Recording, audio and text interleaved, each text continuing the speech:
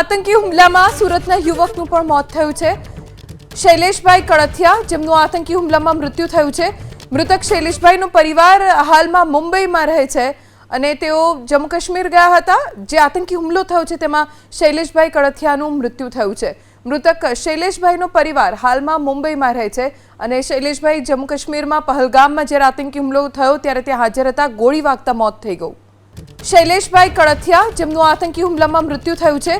મૃતક શૈલેષભાઈનો પરિવાર હાલમાં મુંબઈમાં રહે છે અને તેઓ જમ્મુ કાશ્મીર ગયા હતા। જે આતંકી હુમલો થયો છે તેમાં શૈલેષભાઈ કળથિયાનું મૃત્યુ થયું છે। મૃતક શૈલેષભાઈનો પરિવાર હાલમાં મુંબઈમાં રહે છે અને શૈલેષભાઈ જમ્મુ કાશ્મીરમાં પહલગામમાં જ્યારે આતંકી હુમલો થયો ત્યારે ત્યાં હાજર હતા। ગોળી વાગતા મોત થઈ ગયું। આતંકીઓના હુમલામાં ભાવનગરના વિનોદભાઈ ડાભી પણ ઇજાગ્રસ્ત થયા છે। તેમને પગના ભાગે ગોળી વાગી। વિનોદભાઈ ડાભીની તબિયત અત્યારે સ્થિર હોવાની જાણકારી પ્રાપ્ત થઈ છે। વિનોદભાઈને પહલગામની હોસ્પિટલમાં સારવાર આપવામાં આવી। 20 લોકોના ગ્રુપ સાથે તેઓ ગયા હતા જમ્મુ કાશ્મીર।